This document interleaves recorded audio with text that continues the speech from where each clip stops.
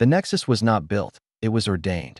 It didn't orbit its star, it commanded the space around it. From the main viewport of the Terran Confederacy envoy ship, the Stardust, the station was a breathtaking impossibility. It was a series of concentric rings spun from light and living crystal, all rotating in perfect, silent harmony around a central spire that seemed to pierce the fabric of the void itself. For junior diplomatic aide Alara Vance, it was the culmination of a lifelong dream and the source of a profound, gut-deep anxiety. "Try to breathe, Alara," Ambassador Elias Thorne said. His voice was a calm baritone beside her. "They can't charge you for the recycled air." Alara managed a weak smile, her eyes still fixed on the approaching marvel. Thorne was the Confederacy's finest diplomat, a man whose patience was as legendary as his sharp intellect. She was proud to serve as his aide. At this moment, however, she felt like a child who had wandered into a cathedral of the gods. The sheer scale of the Nexus was designed to intimidate. It was meant to remind any visitor of their own insignificance in the grand scheme of the Synedrian Compact. It was working perfectly. Their shuttle guided them through layers of shimmering energy fields. They passed docking bays large enough to swallow Terran battleships whole. Finally, it settled into a private berth reserved for diplomatic guests. The meeting chamber was even more overwhelming. The ceiling was a dome of captured starlight. The walls were waterfalls of fluidic data that shifted and flowed with silent purpose. In the center of the vast, circular room stood Archon Valerius of the Ethel. He was grace personified, a tall, slender being whose silvery robes seemed to float around him. His features were placid, ancient, and held an expression of serene superiority. He greeted them not with a handshake, but with a slight, paternal inclination of his head. "Ambassador Thorne," Valerius intoned, his voice like the chime of distant bells. "It is a pleasure to welcome humanity once more to the heart of the Compact. Your people exhibit such youthful vigor. It is a quality we have long admired." The condescension was so finely woven into the compliment that it was almost undetectable. Almost. Thorne, ever the professional, presented their case with eloquent precision. He spoke of humanity's 2 decades of service to the Compact. He spoke of their shared victories against the Cthar and of their contributions to science and culture. He concluded with the official request for full membership on the Council and access to the shared technological archives. It was the right of any member species who had proven their worth. Archon Valerius listened with an expression of beatific patience. It was the kind a teacher might grant a particularly earnest but misguided student. "Your aspirations do you credit, Ambassador," Valerius said when Thorne had finished. "Humanity's potential is undeniable, but potential must be nurtured and guided gently, lest it grow wild and untamed. The responsibilities of full membership are substantial. Perhaps, in another century or two, when your species has had more time to mature, we can revisit this conversation." He smiled, a serene, placid expression that dismissed 20 years of human sacrifice and achievement as the fumbling of children. In that moment, Alara Vance's awe of the Nexus curdled into a cold, heavy dread. They weren't at a summit between equals. They were in an ornate cage, being placidly judged by their keepers. Archon Valerius's serene smile did not waver. However, he continued, the word hanging in the silent chamber like a guillotine's blade. "Your species' rapid, and at times, chaotic, development has been noted with concern by the Compact. Your inherent adaptability, while admirable, is also a potent vector for instability. Therefore, the Synedrian has voted unanimously. Humanity is not to be granted greater status. You are to be corrected." The word "corrected" echoed in the vast chamber. Before Ambassador Thorne could even voice a protest, a low hum filled the air. The 8 Praetorian guards, who had stood like silver statues lining the chamber walls, moved as one. The ornate ceremonial staffs they carried split open, revealing the gleaming plasma cores of heavy military-grade cannons. "It's a trap," Thorne roared, shoving Alara behind him as he drew his sidearm. "Code black. All units, code black." The first volley of plasma fire was not aimed to disable, it was meant to annihilate. It slammed into the Terran security detail, incinerating 2 guards where they stood. the air filled with the shriek of superheated metal and the acrid smell of ozone. Chaos erupted. The serene chamber became a slaughterhouse. Sergeant Eva Rostova was a force of nature. While the other diplomats scrambled for cover, she was a blur of motion, her marine issue pulse rifle barking defiance. On me, she bellowed, laying down a disciplined pattern of covering fire. To the west corridor. Move. Move. Alara, her mind numb with shock and terror, followed Rostova's command. The sergeant was a legend in the Terran Confederacy Marine Corps, a veteran of a dozen campaigns. She moved with an economy of violence that was both terrifying and beautiful. A Praetorian guard raised its cannon, so Rostova put a 3-round burst through its central torso without breaking stride. Another moved to flank them, so she slammed the butt of her rifle into its delicate head, shattering it like porcelain. They fought their way out of the main chamber and into a service corridor, with plasma fire searing the walls around them. 2 more of their security team fell, their combat armor melting under the sustained fire. Only Alara, Thorn, and Rostova remained. The shuttle bay is compromised, Rostova grunted, reloading a fresh power cell into her rifle. They'll have the whole sector locked down. We're not getting out. There has to be a way, Thorn insisted, his diplomat's suit now scorched and torn. There is, Rostova said, her eyes grim. One way. She looked at Alara, her gaze hard and appraising. The aide. She's got full diplomatic clearance. She can access the emergency broadcast network from any primary terminal. Before Alara could process what that meant, a Praetorian heavy weapons team rounded the far end of the corridor. Get down, Rostova screamed, shoving both Alara and the ambassador behind a maintenance conduit. The sergeant stood her ground, her rifle spitting defiance. She took down one of the guards, but the other unleashed a devastating wave of energy. Rostova took the full force of the blast to her chest plate. It glowed white-hot and then buckled inward. She was thrown backward, her armor smoking, but she was still moving. Eva, Alara screamed, crawling toward her. Rostova held up a hand, stopping her. With her other hand, she fumbled at her belt and pulled free a small, black data slate. She pressed it into Alara's trembling fingers. Her voice was a ragged, blood-flecked whisper. Protocol. Cinder. The extermination order, it's all there. Her grip tightened on Alara's hand, her eyes boring into her. Get this, to Fleetmaster Rourke. Now, another plasma blast struck the conduit, showering them with sparks. Rostova used the last of her strength to push Alara toward a nearby wall. Terminal. Go. Tears streaming down her face, Alara scrambled to the console. Her hands shook so violently she could barely insert the slate. The screen flickered to life, demanding clearance. With Rostova's last command echoing in her mind, she slammed her palm against the bioscanner and initiated the emergency fleet-wide broadcast. The data began to stream. Behind her, she heard Ambassador Thorn cry out in pain, followed by the final, defiant roar of Rostova's rifle. Then, a blinding, white-hot light filled the corridor, and the world dissolved into thunder. Fleetmaster Kalen Rourke stood on the command deck of the TCS Indomitus. He was a silent monolith amidst the controlled hum of the bridge. The stars on the main screen were cold and distant, old acquaintances. He was a veteran of the HFY Wars, a conflict that had burned across a dozen systems and taught him the true cost of violence.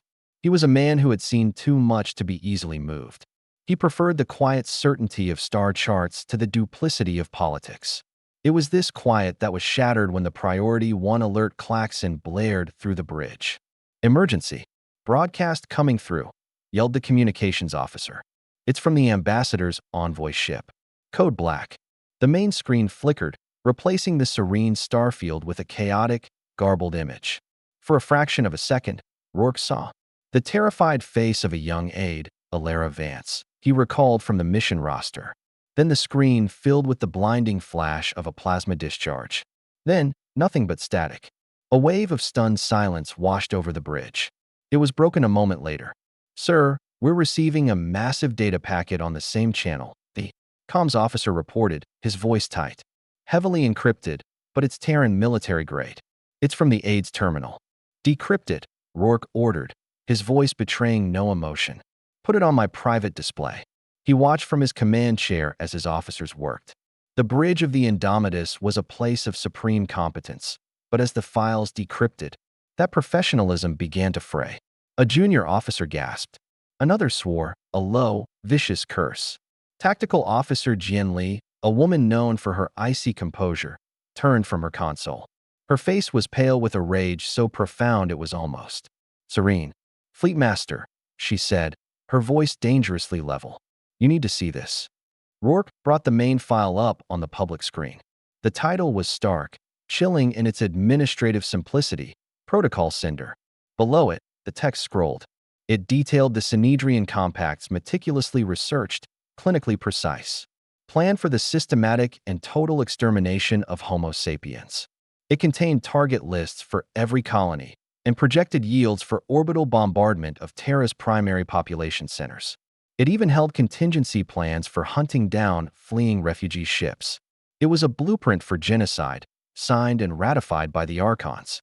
"Confirm authenticity," Rourke said, his voice a low growl. "It's authentic, sir," Lee confirmed.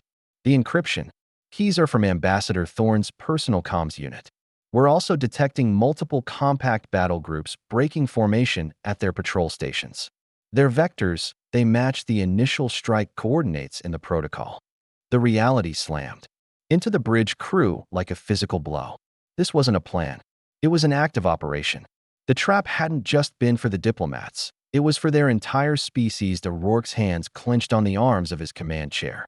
He established a quantum-entangled link to High Command on Terra. This channel bypassed all conventional relays. The face that appeared was that of General Marcus Thorne. His craggy features were now contorted with a grief so raw it was difficult to behold. He was the slain ambassador's brother. "Kalen."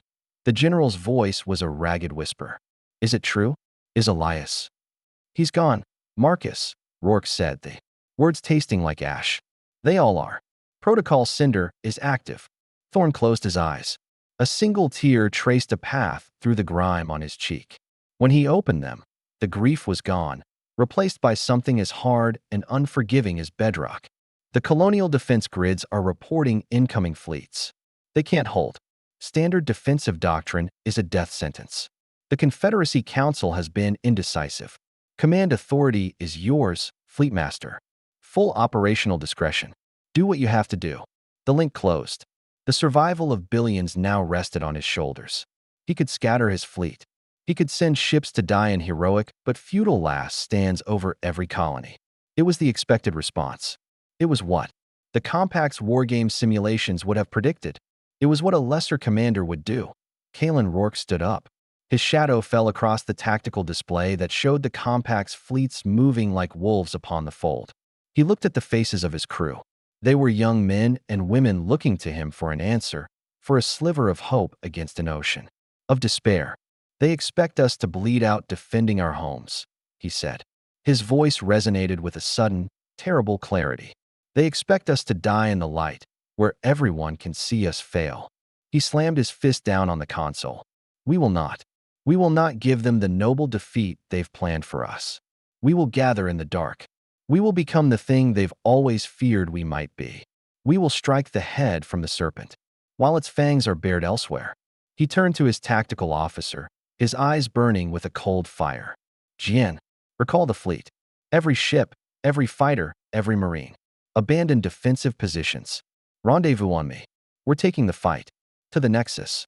In the cold, empty space designated as the rendezvous point, a miracle of logistics and sheer force of will was taking place. From every corner of Terran territory, ships appeared. They ripped through hyperspace to answer the Fleetmaster's call. First came the patrol fleets, wolf packs of nimble Stiletto-class corvettes and hard-hitting Gladius-class destroyers. Then came the battlecruisers and the colossal Archangel-class carriers. Their launch bays already disgorged swarms of Fury interceptors and broadsword bombers that formed a protective screen around the growing armada. Finally, the Titans arrived. The Olympus-class dreadnoughts, city-sized vessels of war, including the flagship Indomitus. They were the pinnacle of Terran engineering, warships whose existence alone was a secret kept from the Synedrian Compact. The fleet was a breathtaking sight. nearly 300 ships forming a spearhead aimed at the heart of their betrayers. There was no fanfare, no triumphant music. The only sound was the low thrum of engines and the clipped, professional chatter over the comms. The mood was not one of panic, but of a cold, focused rage. It was the grim, unified determination of a people who had been pushed past the point of diplomacy and into the stark calculus of survival. From the bridge of the Indomitus, Fleetmaster Rourke addressed his assembled captains. Their faces appeared as holograms in his command center. He laid out the audacious plan, designated Operation Thunderbolt. It was a multi-vector assault designed to maximize chaos, bypass the enemy's brute strength, and surgically dismantle their command structure. The Compact believes they are facing a scattered, predictable enemy, Rourke stated, his voice calm and steady. They expect us to fight their way. We will not. We will fight our way. We will be the storm they never saw coming. He gestured to a new hologram that appeared beside him. It was a woman with sharp features and eyes that held a chilling stillness. This is Captain Anya Rostova, commander of the Phantom Squadron. Her stealth ships will be our scalpel. Anya Rostova, sister of the murdered Sergeant Eva Rostova, inclined her head slightly. There was no grief on her face, only a terrifyingly empty resolve. Her squadron would be the first to enter the battle, a ghost fleet tasked with crippling the Nexus's primary sensors and shield emitters before the main assault began. Next, the image of Dr. Eris Thorne materialized. The young scientist, nephew of the slain ambassador and General Thorne's son, looked out of place amongst the hardened military commanders. Yet he spoke with an authority that commanded their absolute attention. Captains, Eris began, for the last decade, my team at the Ares Proxima Institute has been developing technologies deemed non-compliant with compact regulations. A ripple of grim smiles passed through the holographic assembly. The Compact believes our shield technology is purely defensive. They are wrong. He brought up a schematic of the adaptive refractor. Shields. Our shields do not just block energy, they analyze it. After absorbing an initial volley, the shield matrix will retune its frequency, effectively nullifying that specific energy signature. Against a fleet that relies on standardized weapon frequencies, the effect will be significant. He then displayed their primary offensive trump card. It was a sleek, black projectile. This is the Mark IV phase torpedo. It does not penetrate shields through brute force. It utilizes a quantum phase modulator to temporarily shift its atomic structure. This allows it to pass through conventional energy and particle barriers as if they were not there. It rematerializes inside the target vessel. He paused, letting the implications sink in. Their impenetrable shields are an open door. Anya Rostova's hologram spoke, her voice like chipping ice. Then let's knock. Rourke surveyed his captains, seeing the grim understanding in their eyes. The plan was outrageously bold, a gamble of historic proportions. But it was a human plan, unpredictable, audacious, and utterly defiant. The gathering storm was about to break. Warlord Kfrock of the Forlag stood on the command bridge of his dreadnought, the Iron Maw. The Nexus glittered before him, a symbol of Ethel power that his people had sworn to defend. His fleet, 500 strong, was a wall of impenetrable might. When their long-range sensors picked up the approaching Terran fleet, a low, guttural chuckle rumbled in his chest. The primitives were coming to him. They were scattered, disorganized, a mere fraction of his own numbers. This would not be a battle, it would be an execution. All ships, target the largest vessel. Kfrock growled to his fleet commander. Make an example of their flagship. Let them see the price of their insolence. His order was never carried out. Suddenly, alarms shrieked across the Iron Maw's bridge. Warlord, multiple explosions detected within our rear guard. His sensor officer yelled. 7 shield emitters on the Nexus have gone dark. We're losing contact with Command Spire Alpha. Kfrock stared at the tactical display in disbelief. It was impossible. No ship could have gotten past his picket line. Yet, the data was undeniable. From the void, Captain Anya Rostova's Phantom Squadron had decloaked. They were ghosts armed with plasma cannons. They fired and faded back into stealth before the Forlag gunners could get a target lock. They weren't attacking the fleet. They were surgically dismantling the Nexus's defensive network. They were blinding and deafening the warlord before The real fight had even begun. Find them, Kvrak roared, enraged by the dishonorable tactic. But it was too late. The main Terran fleet was upon them. Fire at will, came Fleetmaster Rourke's calm voice over the Terran comms. The Forlag fleet responded with overwhelming force. A tidal wave of incandescent plasma and coherent energy lanced across the void. It was enough firepower to slag a small moon. It slammed into the Terran lines, and for a glorious second, Kvrak tasted victory. Then, the impossible happened. The Terran shields, which should have shattered, held. They flickered, shimmered, and then seemed to change. The second Forlag volley, identical to the first, struck the human ships and dissipated harmlessly, absorbed and refracted into nothingness. On the bridge of the Iron Maw, the Forlag crew stared at their sensors. Their mandibles clicked in confusion. Their most powerful weapons were having no effect. Their shields, they are adapting, the weapons officer stammered, his voice a mixture of awe and terror. Aboard the Indomitus, Dr. Eris Thorne watched the energy readings, a grimly triumphant smile on his face. Frequency match achieved. He reported to the bridge. Their primary cannons are now functionally useless against our refractors. Anya has given us our opening, Rourke said. Launch torpedoes. From launch tubes across the Terran fleet, the sleek, black phase. Torpedoes were unleashed. They did not scream across space with fiery trails.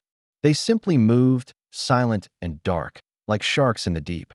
Warlord Kvrak watched them approach on his view screen, his confusion turning back to arrogance.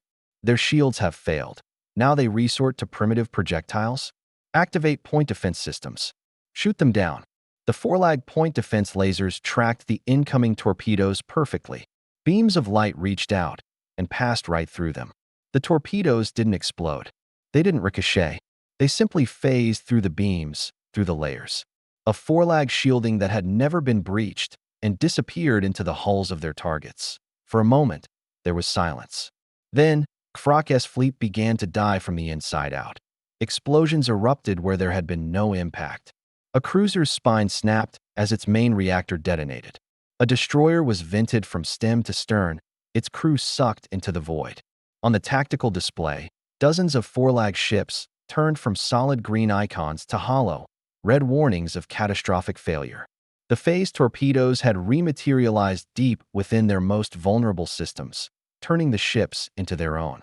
Funeral pyres, panic, an emotion no Forlag warrior would ever admit to, seized the fleet. Their perfect, rigid formations dissolved into a frantic scramble. Their centralized command, already crippled by the phantoms, could not issue coherent orders. It was in this chaos that the Terran fleet showed its true nature. They were not soldiers following a battle plan. They were predators executing a hunt. They moved in fluid, coordinated wolf packs. They communicated with an instinctual efficiency that baffled the remaining Forlag commanders. A pair of Stiletto-class corvettes would dart in, drawing a dreadnought's fire, while a Gladius-class destroyer slipped into its blind spot to hammer its exposed engine section. Archangel carriers stood off at a distance. Their fighter wings swarmed crippled ships, finishing them off with precision strikes. The technological shock had been devastating, but the tactical shock was fatal. The Forlag were fighting a single, ponderous battle. The humans were fighting 300 smaller ones, adapting, improvising, and turning the enemy's confusion into a weapon. Rourke watched the battle unfold, his face an unreadable mask of stone. He felt no joy in this slaughter, only a grim sense of necessity.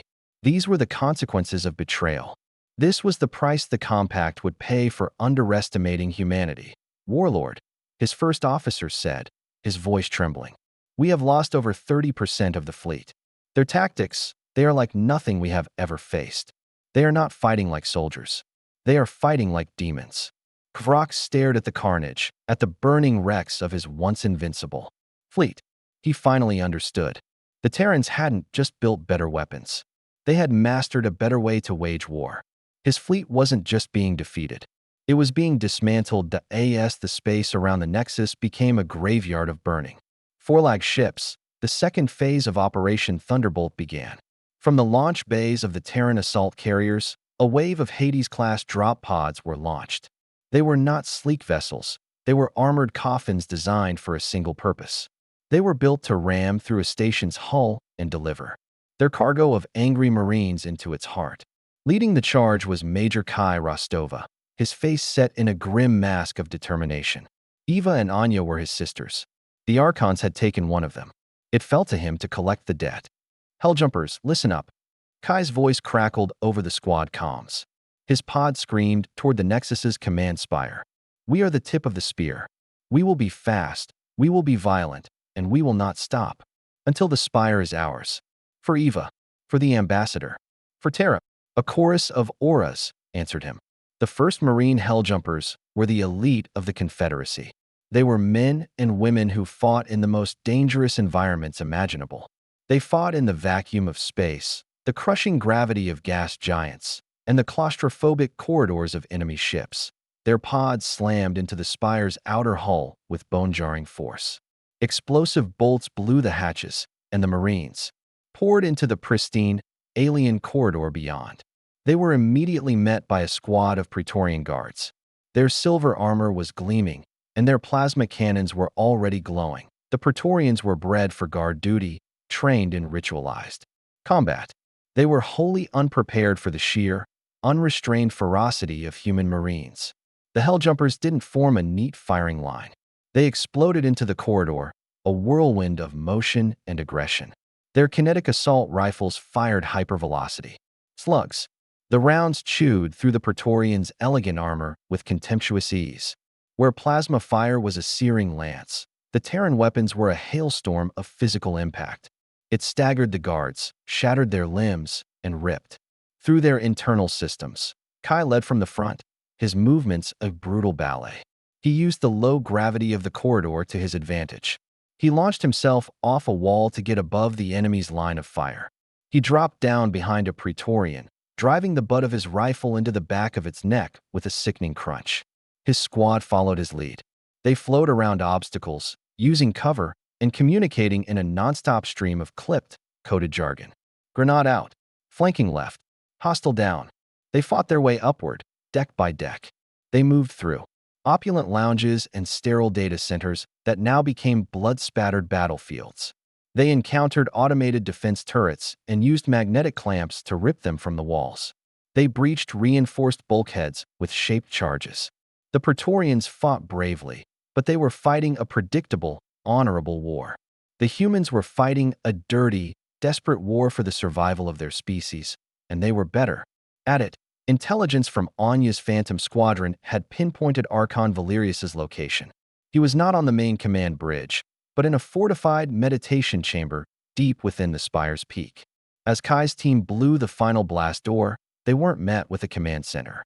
Instead, they found a scene of absurd luxury. The chamber was a private sanctuary filled with exotic alien plants. A waterfall cascaded down a wall of polished obsidian. Priceless works of Ethel art were everywhere. And there, sitting in a plush chair with a glass of shimmering amber liquid in his hand, was Archon Valerius. He showed no fear, only a profound, almost bored, sense of annoyance. So, Valerius said, not bothering to stand, the primitives have breached the gates. I must confess, your tenacity is surprising. Kai Rostova walked forward, his rifle leveled. His boots crunched on the priceless mosaic floor.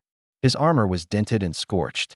His face was spattered with alien blood, both purple and silver. He looked at the Archon, at the opulent room, at the untouched glass of liquor.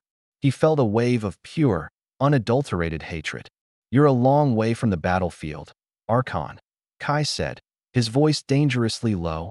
Valerius waved a dismissive hand. Warfare is a task for lesser beings, like the Forlag.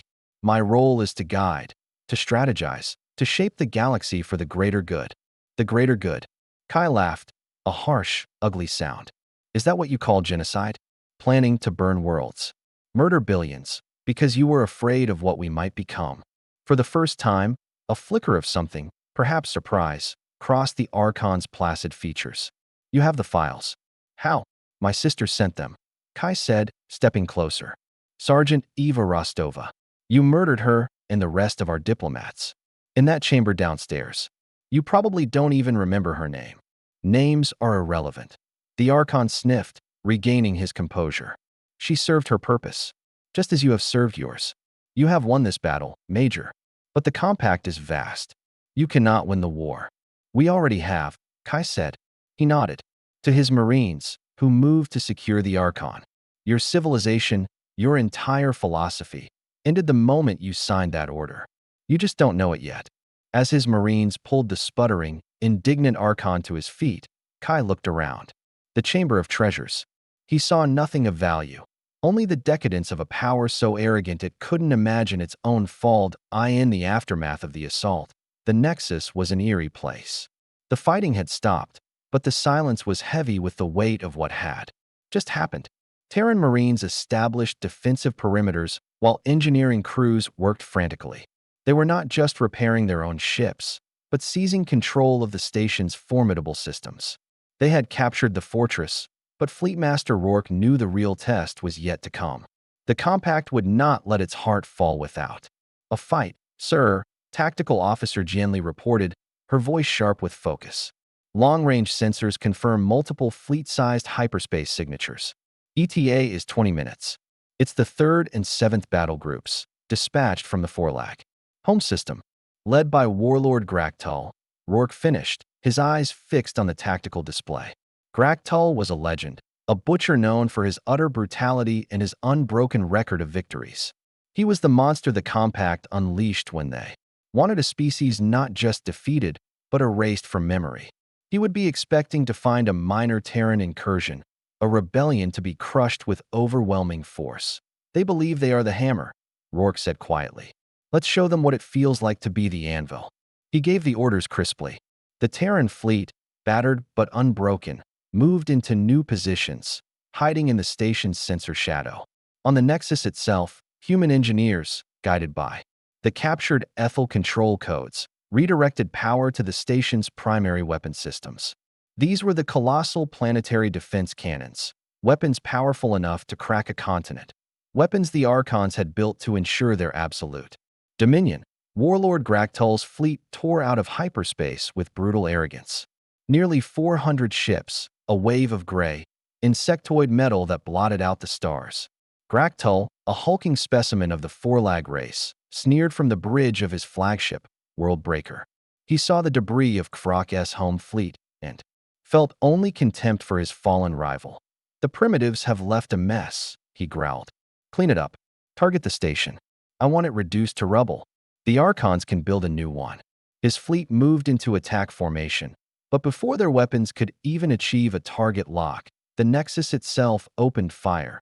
Beams of pure energy, wider than a dreadnought, erupted from the station's spire. They weren't the precise lances of a warship, they were the fists of a god. They slammed into Graktal's fleet with unimaginable force. The lead Forlag cruisers simply ceased to exist, their shields and hulls vaporized in an instant.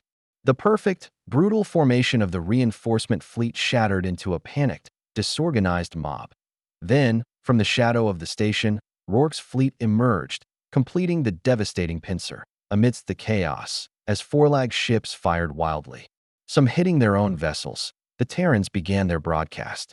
On every open channel, on every ship's display, the full, unedited protocol cinder files appeared.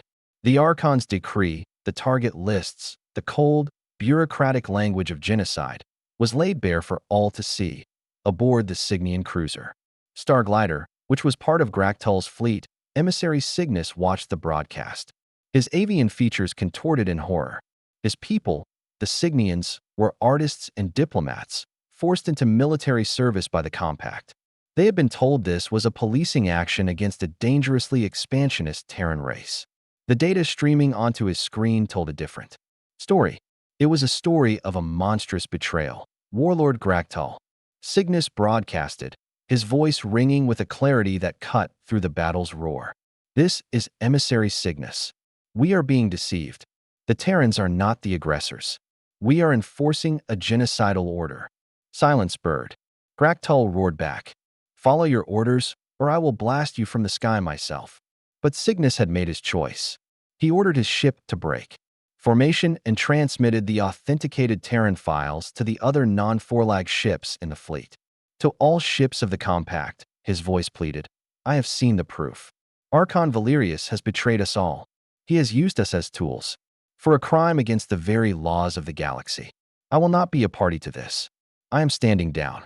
The effect was instantaneous and catastrophic for the Forlag. The reinforcement fleet was a coalition, and its unity was built on the lie of a righteous cause. With that lie shattered, the fleet fractured. The Cygnian ships powered down their weapons. The delegates from the Nor Collective followed suit. Dozens of ships from vassal species, long resentful of Forlag dominance, simply turned and jumped to hyperspace, abandoning the battle entirely. Gractul found himself with less than half his original force.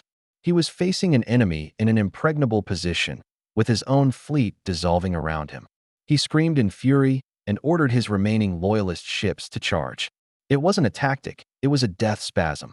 Rourke's fleet met them with disciplined, overwhelming fire. The second battle for the Nexus was no longer a battle. It was a rout.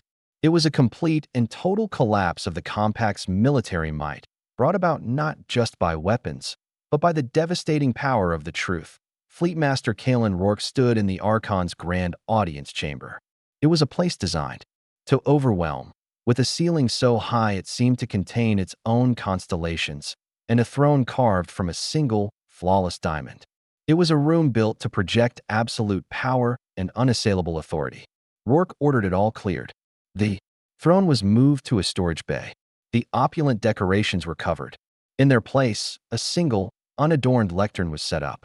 When he stepped up to it, he stood not as a conqueror on a throne, but as a soldier before the galaxy. This is Fleetmaster Kalen Rourke of the Terran Confederacy, broadcasting from the station formerly known as the Nexus. He began. His voice was calm, steady, and carried on a signal reaching every known system. Less than 24 hours ago, the Synedrian Compact attempted to commit an act of premeditated, systematic genocide against my species. They failed. I am not here today to declare a victory, but to present evidence. The broadcast shifted. The image of Rourke was replaced by unedited footage from Sergeant Eva Rostova's helmet cam.